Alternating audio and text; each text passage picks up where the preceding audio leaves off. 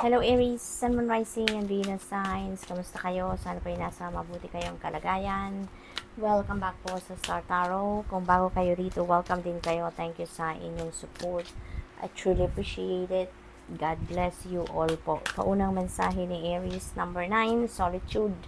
Ay naimbitahan kayo dito ng Spirit, Aries, na mag-solitude kayo. You need to spend time by yourself, wala munang gadgets, wala nang munang kausap, yung gano'n, so that you can go deep within you. Kailangan ninyo dito siguro na magpahinga din at the same time, kaya inimbitahan kayo dito na mag-solitude kayo, no?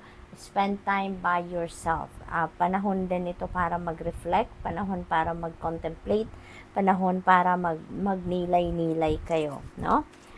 What else? We have number 3, recognition and reward. Napakaganda rin ito kasi your hard work is going to pay off, no? Or your hard work is paying off na this time. Mararecognize na din yung efforts ninyo, mararecognize na din yung dedication, commitment, pagtatrabaho, pagsisikap, pagtsatsaga, no, sa inyong ginagawa. Maaaring related dito sa trabaho, sa karera, yung gano'n, no? Napaka-importante nito para sa'yo. Kasi you are working so hard for this, no? At ngayon, makakamit yun na, yung recognition. At may bonus pa, meron pang reward. So, yung reward na to, maaaring financial reward ito, no? So, this is really beautiful. We have number 9, suffering and silence. Ayan, so, maaring yung sitwasyon ninyo dito related dito sa solitude. Nakikita ko din yung connection, parehas sila number 9, and number 9 resonates with endings, no? And pag merong ending, merong beginning. So napakaganda rin kasi you're heading towards pagsisimula, pagbabagong buhay, yung ganon. Kaya siguro kayo pinagsusolitude din dito, it's because there may be guidance na kailangan ninyong marinig. There may be important guidance na kailangan ninyo sa ngayon malaman para matulungan kayo, no, on how you're going to navigate these changes or these new beginnings na papasukin ninyo, no? So this is synchronicity na meron tayong dalawang 9. Ibig sabihin yan, doble yung energy ng ending and beginning dito. Kaya maaring hindi lang isang area ng buhay ninyo magkakaroon ng pagbabago dito, no? It could be more than one, could be more than two, no? Yung ganon. So, I also suggest, no, pakitignan po ninyo ang ibig sabihin ng number 99 po for more guidance. Kasi, meron din kayo dyan siguradong more insights, more information na mapipick up, no, sa mga mababasa ninyo. Dito sa energy na to, maaring meron kayo ditong dinaramdam, maaring meron kayong problema, maaring ang iba sa inyo dito may challenging situations na pinagdadaanan at sinasarili nyo lang yan, no? Maybe you are not sharing that information or kung ano man ang pinagdadaanan ninyo, hindi ninyo yan sinishare sa iba, wala kayong pinagsasabihan, kayo lang talaga, no? Nilalabanan ninyo ito, you are navigating this specific situation sa buhay ninyo na kayo lang mag-isa, no? Yung ganon. But since this is number 9, dahil ending ito, it feels like to me, no, na siguro tatapusin nyo na kung ano man ito. Maaaring for the longest time sinarili nyo yan, for the longest time kayo lang talaga yung nakakaalam ng sitwasyon ninyo na yan.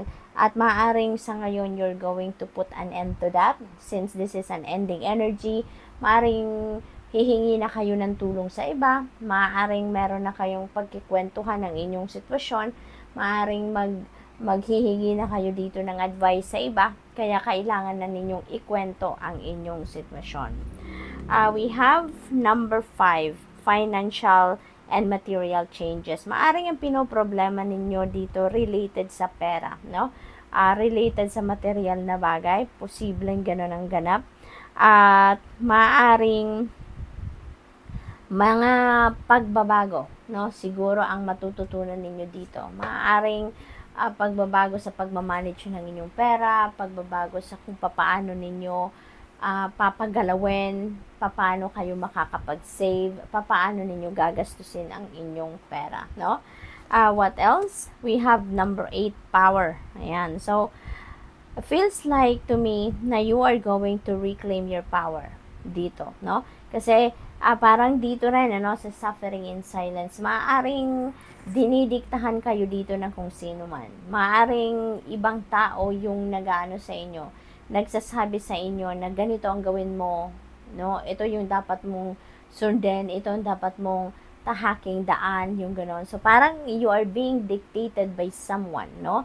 Maaaring gano'n ang ganap dito at wala kayong mapagsabihan in the past. Pero ngayon, since meron na siguro kayong makakausap na ibang tao, meron na makakapag-advise sa inyo dito, maaaring magkaroon na kayo dito ng lakas ng loob na bawiin ninyo ang inyong kapangyarihan over yourself, no? Maaaring mag-break away na kayo from restrictive energy, no, na kinabibilangan ninyo. We have emotional loss. We have another synchronicity right here. Dalawa na din uli. No, yung 5 natin katapat din ng parehas 9. So, maraming pagbabago talaga magaganap sa inyo dito because number 9 is ending and beginning. So, definitely may changes dyan. Dito naman, number 5. And number 5 resonates with change din. So, that is definitely pagbabago rin, ano? Dito naman, sa number 5, no? By the way, pakitignan din po ninyo ang ibig sabihin ng number 55 for more guidance po. Okay? Dito naman, parang grieving ang iba sa inyo dito. Grieving. Maaring ang iba sa inyo dito na wala ng bagay, na wala ng pagkakataon, you have missed an opportunity, or maybe you have lost someone. So, probably, ito din ang dahilan kung bakit kayo nagsasuffer in silence, no? Posibleng dahil sa loss na to, whether that is opportunity or tao, mahal ninyo sa buhay, kaibigan o kung sino pa man, ang nawala sa buhay ninyo, maaring ito yung dahilan ng ng pag-grieve ninyo sa ngayon, at maaring ito yon, suffering in silence, no? Siguro sinasarili nyo lang yan. Ang bigat sa inyong dibdib, yung hirap na nararanasan ninyo emotionally, no? Maaring yun ang sinasarili nyo lang sa ngayon. So, Aries, that's all I have for you for today. Thank you for watching. Love and light. Namaste. Hello, Leo, Sun, Moon, Rising, and Venus signs. Kamusta kayo? Sana kayo nasa mabuti kayong kalagayan. Welcome back po sa Star Tarot. Kung bago kayo rito, welcome din kayo. Thank you sa inyong support. I truly appreciate it. God bless you all. Unang mensahe ni Leo ay number 7, Deception and Envy. Yan. So, mag-iingat po kayo. Warning ito para sa inyo, Leo. Baka kasi may mga tao sa paligid ninyo that are very deceptive, no? Siguro mga manloloko, naghihintay lang ng tamang pagkakataon para makapangbudol, yung mga ganun ba. So, mag-iingat kayo, no? Sa mga mapanlin lang na mga tao sa paligid ninyo. At maaari din na maraming naiinggit din sa inyo, no? Maaari din na siguro magandang inyong estado sa buhay sa ngayon, kaya marami ang naiinggit sa inyo, kaya marami yung parang nakatingin sa inyo, no? Yung ganon. What else? We have number 1, awareness. Ayan. So, you need to be aware. Diba? Maging mapagmatsyag kayo. Be a keen observer din dito sa inyong paligid. Okay? Para na ma-detect ninyo agad kung sino yung mga low vibration people around you, no? Pinapadalhan din kayo dito, no? Ng parang this is your crown chakra, no? Na nakabukas. And yan ang portal, Portal yan, dyan dumadaan yung mensahe, divine guidance ng universe. Kaya, maaring maraming downloads ang parating sa inyo, or maaring maraming downloads ang pinapadala sa inyo ng divine universe to guide you and on how you're going to navigate your current situations sa ngayon. So, be on the lookout for those messages din, we have number 4, heart chakra. Ayan. So, healing, agad na nakita ko since this is green, so it's about healing. Yan ang napipick up ko dito. Maaring meron, ang naririnig ko din, emotional loss. Maaring ang iba sa inyo have encountered or have suffered an emotional loss, in the past. At ngayon, parang nasa healing process na kayo, or maybe kasalukuyan na talaga kayong nag-heal, Probably then, ang iba sa inyo dito, meron kayong pinagdaanan heartbreak or heartache in the past. At ngayon, maaaring nandoon na rin kayo sa acceptance na stage, sa forgiveness na stage, kaya siguro parang nag-expand ngayon ang puso ninyo, no? At nagpapatawad na kayo sa ngayon. What else? We have number 5, financial and material changes. Merong mga pagbabagong magaganap dito pagdating sa inyong kaperahang aspeto. Leo, maaaring siguro kailangan ninyo dito ngayon na pairalin ninyo ang financial discipline kasi maaaring may adjustment kayo na kailangan gawin sa ngayon pagdating sa pagmamanage ninyo ng pera, pagdating sa paggagastos ng inyong pera, no? Tighten your belt, kung baga. We have number 11. Ayan, so balance. Wow, napaka-powerful nito. Kasi 11 is a highly spiritual number. Tapos, meron pang 1 sa itaas. So, this is angel number 111. Okay? So, pakitignan po ninyo because this is a very powerful numbers, no? So, pakitignan po ninyo ang master number 11, kung anong ibig sabihin nito, a symbolism nito, no? At saka yung angel number 111. Napaka-powerful na mga na mga numbers na yan. That serves as, yung number 1 kasi signifies a new beginning, start, no? Fresh start. Kaya, siguro maraming bagay dito ang sisimulan ninyo. Maraming bagay dito ang magsisimula kayo ng bagong chapter sa buhay ninyo, balance is being asked of you then sa ngayon, kasi maaari din na meron kayong mga imbalances dito na nagaganap sa buhay ninyo. Maaari din na meron ditong mga distractions. Siguro meron kayong mga pinagkakabalahang ibang bagay to the extent na parang nako-compromise din ang iba, napapabayaan ninyo, nanineglect ninyo. So, kailangan ng balance, no? Dito. So, what else? We have number 9, suffering in silence. No? Suffering in silence. Meron siguro kayong pinagdadaanan sa ngayon, Leo, at sinasarili nyo lang yan. No? Meron kayong suffering, no? Nahihirapan kayo, pero sinasarili nyo lang. Maaring wala kayong pinagsasabihan, maaring ayaw ninyo itong i-share sa iba, ayaw ninyong makasakit ng damdamin na iba, ayaw ninyong madamay pa ang iba, no, na magwo-worry din sa inyo, yung ganun ba, no? Kaya sinasarili nyo lang. Kung ano man ito, siguro you know what to do, no, Leo, you know what to do. Kung sa pakiramdam ninyo sobrang bigat na yan, sobrang hirap na yan, kung feeling ninyo kailangan na ninyo ng may makakausap, then do so. Okay? Alam naman ninyo kung sino yung mga taong mapagkakatiwalaan ninyo ng inyong kwento. Then, siya, doon kayo lumapit. Okay? So, good luck, and that's all I have for you for today. Thank you for watching. Love and light. Namaste.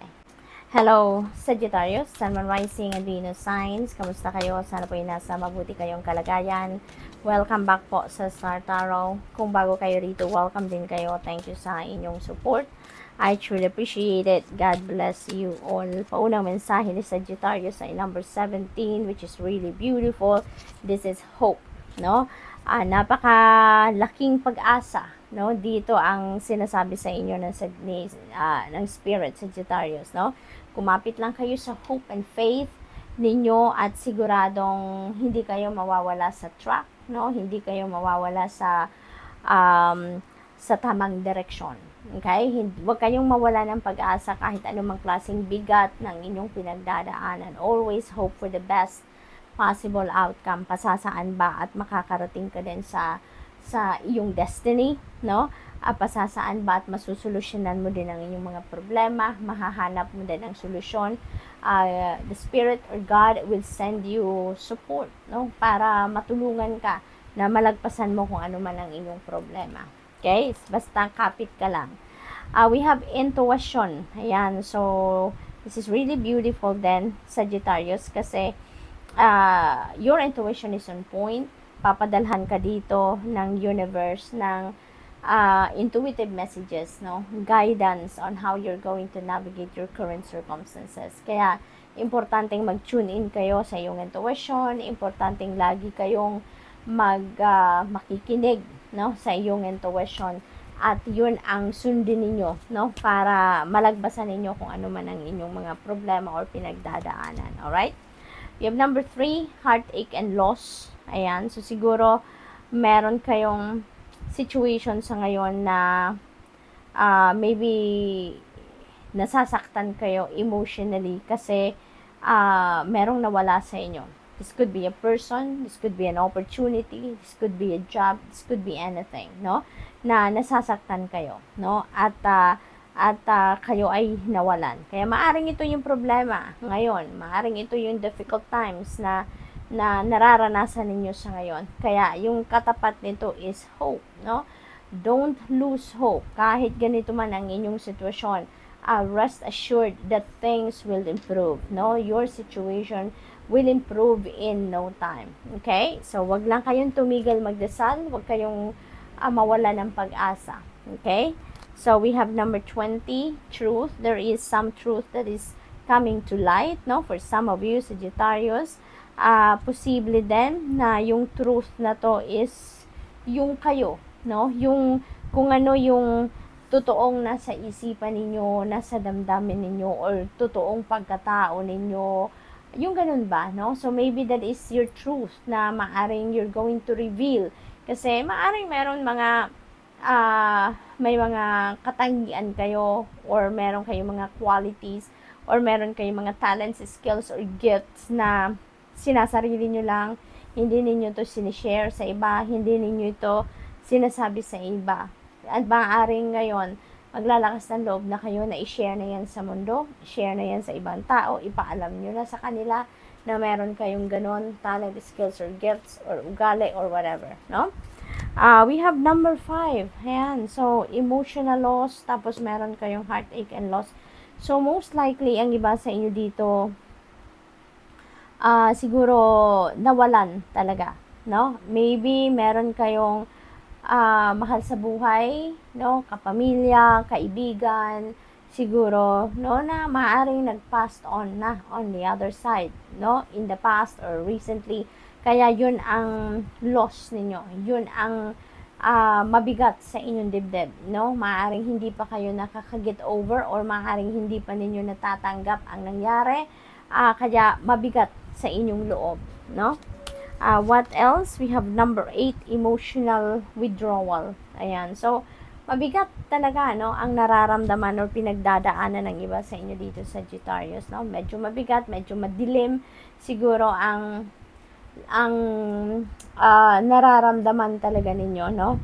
There is also emotional withdrawal for some of you. Maaring dahil dito sa loss na ito, maybe parang this could be traumatic situation then for some of you, no? Maaring bigla ng pangyayaring ito, kaya parang na-overwhelm kayo, na-windang kayo.